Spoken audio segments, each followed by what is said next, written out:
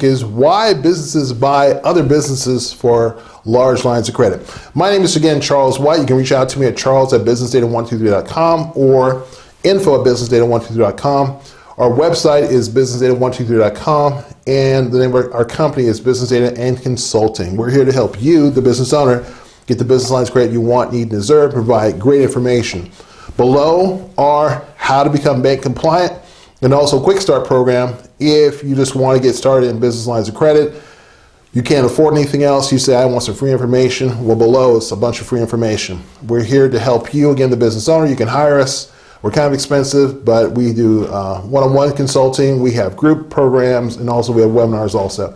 So reach out to us. Again, today's topic is why businesses buy the businesses for business lines of credit. You know, years ago, when I was getting into business lines of credit, we were doing everything that we could, man. We didn't have any books to teach us how to do it. There's really no gurus.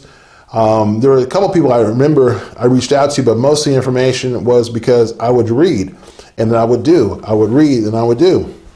Well, one of the things that came across that was so unusual was that they said, Charles, you know what we do with our business lines of credit? I was like, no, what do you do with it? Because I called this company in Las Vegas. They said, well, what we do is that we buy other companies with it.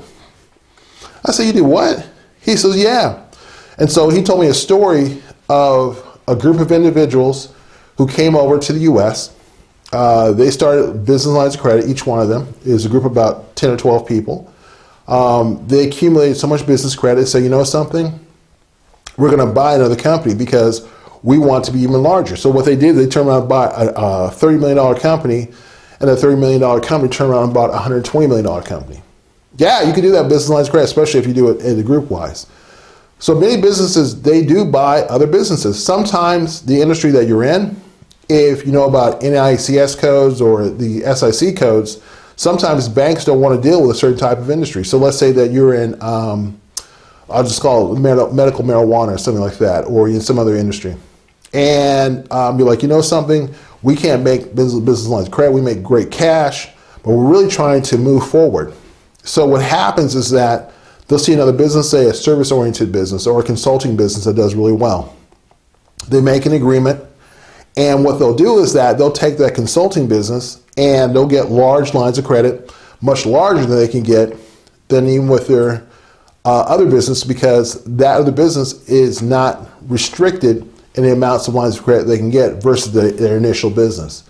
Also, what they'll do is that they'll use those lines of credit to buy another business that has maybe a better industry, a better market.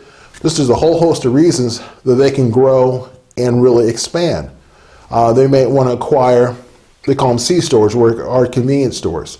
They might want to acquire cleaning businesses or host clean businesses. They might want to acquire, let's say, business management or apartment management companies and get a host of them based on having these lines of credit.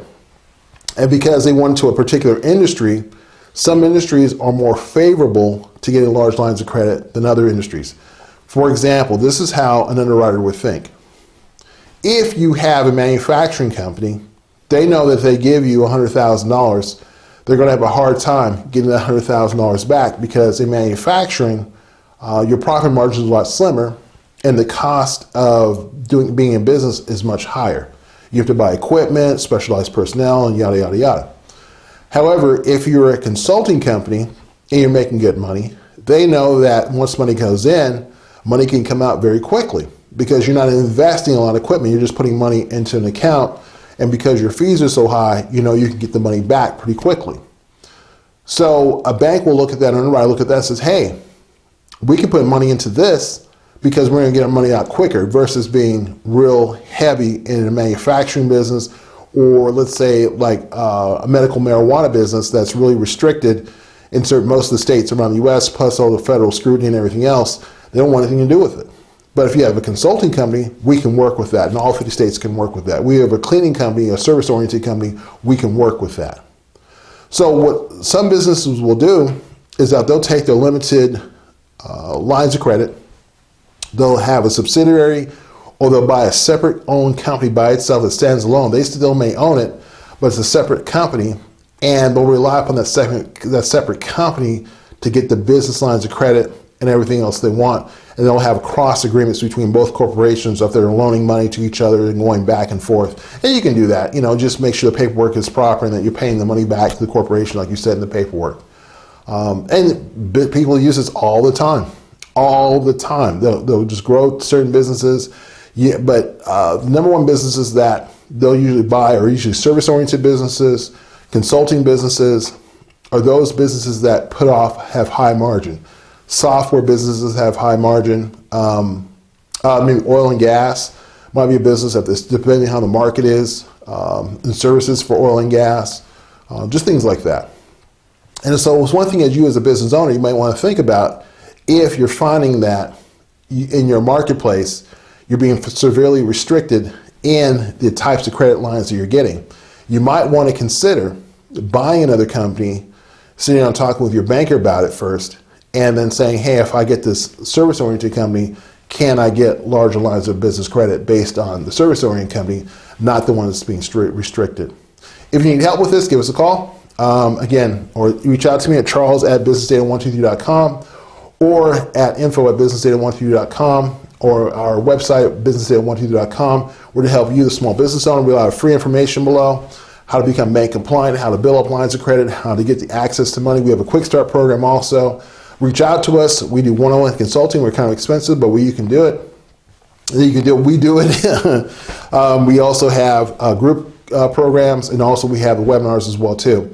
We're really good, been around for many, many years, and we can get you lines of credit that you want. Also, I answer information for free. Doesn't cost you anything to answer a question. Just send me an email, and I'll tell you the reasons why and who. And we work with all kind of banks around the U.S. So look forward to working with you, the business owner. Give me a call, and look forward to talking to you soon.